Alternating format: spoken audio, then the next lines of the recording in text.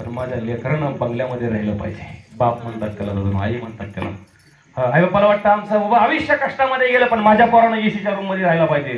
माझा पोरगा ऑफिस मध्ये कामाला गेला पाहिजे. आई बापाचं स्वप्न पोरांनो पूर्ण करण्यासाठी आयुष्य वाया घाला. कुणीकडे बोंबलत फिरू नका. ही मला तुम्हाला सांगायचं. चला भारत झाली भारत पेशवा पांडुरंग परमात्म्याच्या चरणी अर्पण करते. सर्वांनी एकदा प्रेमानं त्या प्रभूचं भजन करायचं आहे. कोणी सुद्धा उठून घरी जायचं नाही. मामा मामा कार भरीत शेर भरीत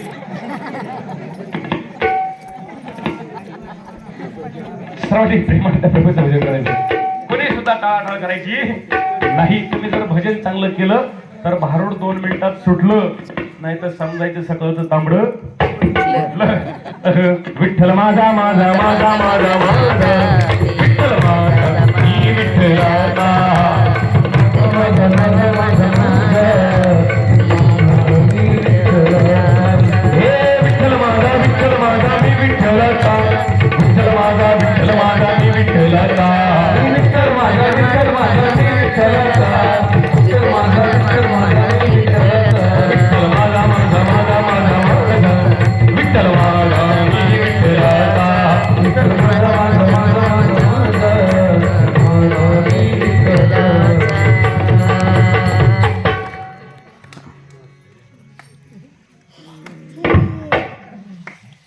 पुढे बसलेल्या महिलांनी चांगलं भजन केलं. माझं लक्ष होतं.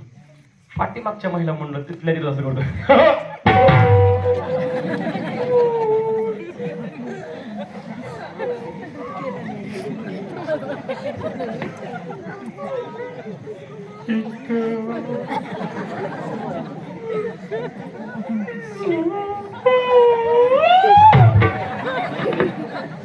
सर्वांनी चांगलं भजन केलं. सगळं बोलण्याच्या ओघामध्ये करा. शब्द वापरायचं गेलं असेल, चुकीचं गेलं असेल, आई वडिलांच्या अंतःकरणानं माफ करा. मी तुमच्या लेकरासारखे, तुम्ही माझ्या आई बाप्पासारखे. रात्री उलट झालतो बाबा.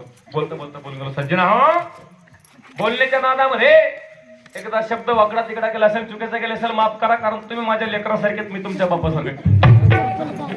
उलट कारण हे शब्द सांभाळावे लागतात बोलताना. काय बोलतो भान ठेवावं लागतं. कारण ज्याला समाज सांभाळायचा, ज्याला माणसं सांभाळायची, त्याला पहिल्यांदा आपलं तोंड सांभाळलं पाहिजे बरं. कारण ह्या जिभेचं वजन फार कमी बरं का. हे जिभेचं वजन फार कमी, पण हिचा तोल सांभाळायला भल्या भल्याला जमत नाही. कारण जीभ हे दुधारी शस्त्र आहे. जीभ हे शस्त्र पण आहे आणि जीभ हे शास्त्र पण आहे. फक्त हिचा आपण वापर कसा करतो याच्यावर अवलंबून आहे बरं का. ज्याला जीभ खाताना सांभाळता आली त्याचं आरोग्य चांगलं झालं, आणि ज्याला बोलताना सांभाळता आली त्याचं अख्खं आयुष्य सोन्याचं झालं बरं का. म्हणून चांगलं बोललं पाहिजे. कमी बोला पण चांगलं बोला बरं का. पहिले माणसं सांगायची कमी बोला पण चांगलं बोला तर बरं का मावशी. नवऱ्याला शिवाय द्यायचं नाही. काय हरकत नाही. पडलं आपल्या पदरामध्ये कसं का असताना पण कडे लागले नाही का नाही. म्हणून या ठिकाणी महिला मंडळासाठी जोरदार मिळावं. खरंच तुमच्या गावातल्या व्यवस्थित बसल्यात बघा ना. महिला मंडळ म्हणजे मुंग्या रस्त्यानं चालली तरी लाईन मध्ये शिस्तीत चालणार. शिस्तीत बसल्यात महिला मंडळ. झाडावर जरी मुंगी चालली तरी शिस्तीत चालणार. मुंगळे बघा मुंगळे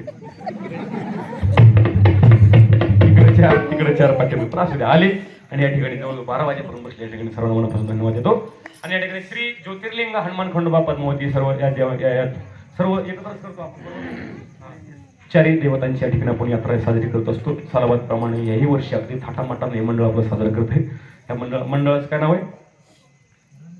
रणझुंजार यात्रा कमिटी लोणी. या कमिटीने या ठिकाणी मला आमंत्रित केलं. फार लोकसंख्या किती आपल्या गावची? हा गोरेगाव म्हणजे. पण या ठिकाणी आणण्याचं धाडस केलं मोठमोठ. कारण मोठा कार्यक्रम म्हणलं की शिष्टी मोठी, पैसे मोठी, माणसं मोठी आणावं लागतात. त्याच्यामुळे सगळं थोडं ताकद लावावं लागते. त्या कमिटीने या ठिकाणी रणझुंजार यात्रा कमिटीने या ठिकाणी ताकद लावली. समस्त ग्रामस्थांना मनापासून धन्यवाद देतो. कमिटीला मनापासून धन्यवाद देतो. बोलता बोलता एखादा शब्द वाकडा तिकडा गेला असेल, चुकीचं गेलं असेल, आईवडिलाच्या अंत करणारा माफ करायची अपेक्षा बाळगतो. झालेली भररूप शिवा पांडुरंग परमात्मेच्या, श्री ज्योतिर्लिंगाच्या, खंडोबारायाच्या, हनुमंत देवरायाच्या आणि पद्मावती देवीच्या या ठिकाणी चरणी अर्पण करून, जन्मदात्या माता पित्याची चरणी अर्पण करून या ठिकाणी भारुडाला पूर्ण करा. ज्ञानेश्वर माऊली, ज्ञानराज माऊली, ज्ञानेश्वर माऊली, देवा तुझा विसरण व्हावा.